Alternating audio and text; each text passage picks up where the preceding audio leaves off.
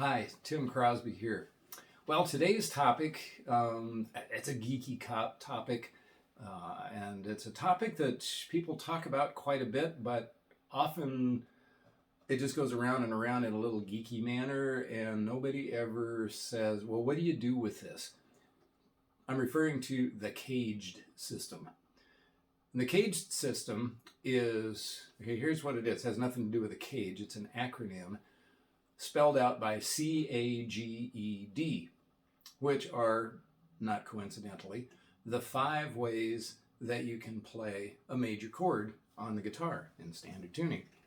You've got a C form, an A form, a G form, an E form, and a D form. Okay, CAGED.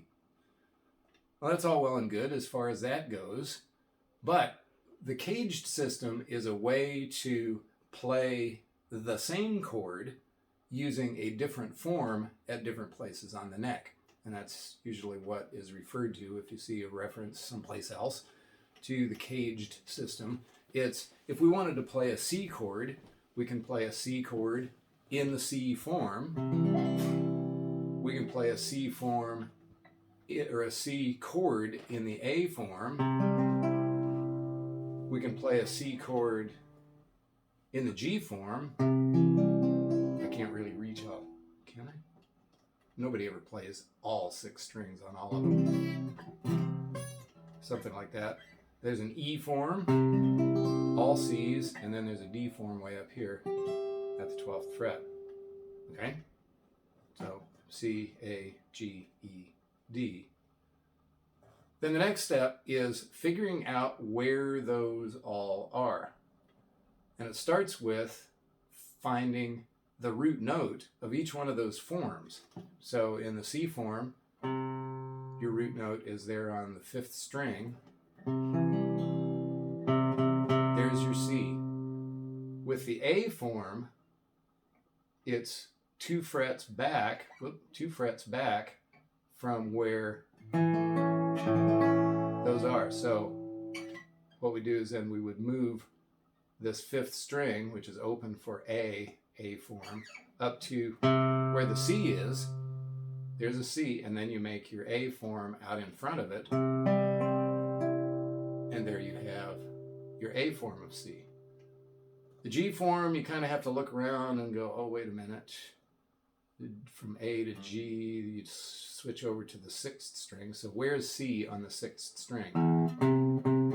Do it by ear. So that's going to be there. So there's your G on those, or, and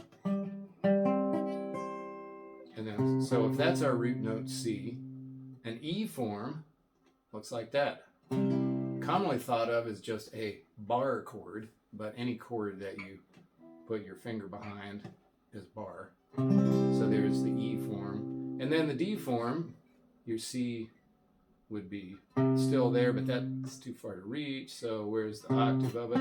There's your other C, and then your D is 2 frets up above that. Right? Is that starting to make sense?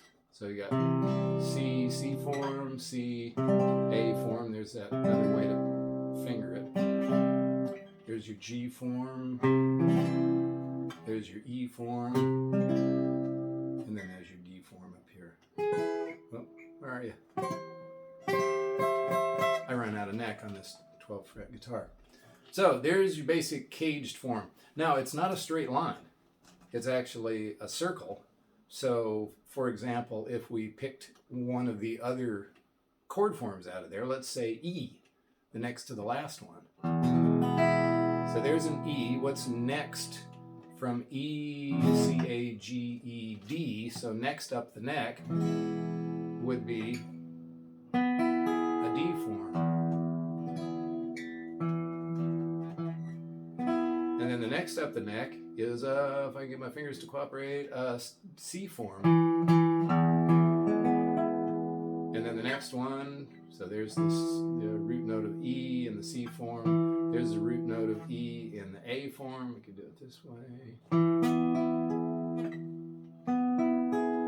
G form. So it's a circle. CAGED. So you go around. Here's where the capoing part of it comes in. Here's one of several useful applications of the CAGED system. And that is that what got me to thinking about it the other day, one of my beginning guitar students is also singing. He's learning to play the guitar so he can sing and play the guitar to accompany himself. And we were doing Amazing Grace, which typically is in the key of G. But neither he nor I can reliably sing Amazing Grace in the key of G. It's either too high or too low for our baritone voices. So we started just experimenting.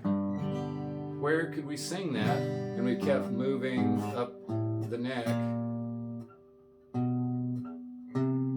And we moved all the way up here. But the only chords that he knows are G and E minor and C and D7.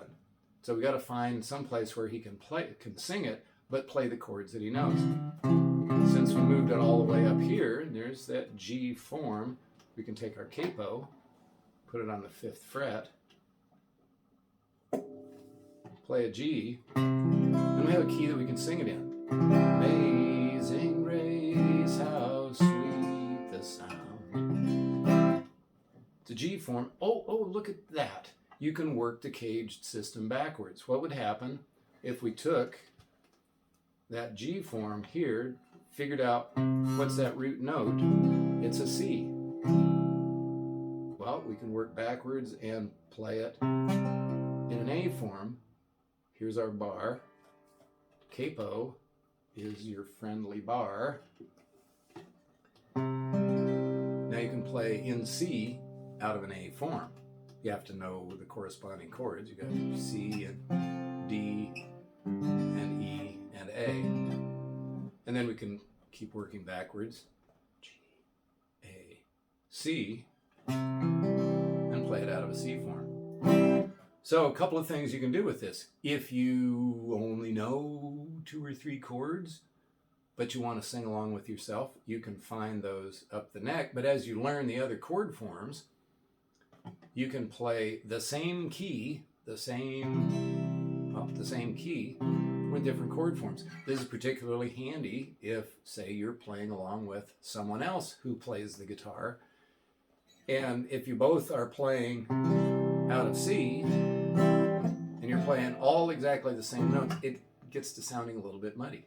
It's not as interesting if, say, for instance, one person plays it here in C form, open C, and the other person puts capo at the 5th fret and plays it in G.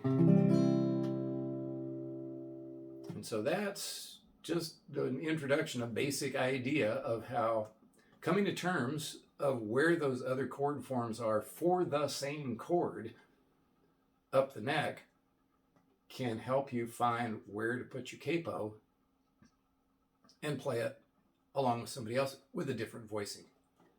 So it's another example that just the other day we were doing something in G, and if we go up here to the 5th fret again from G form, we can play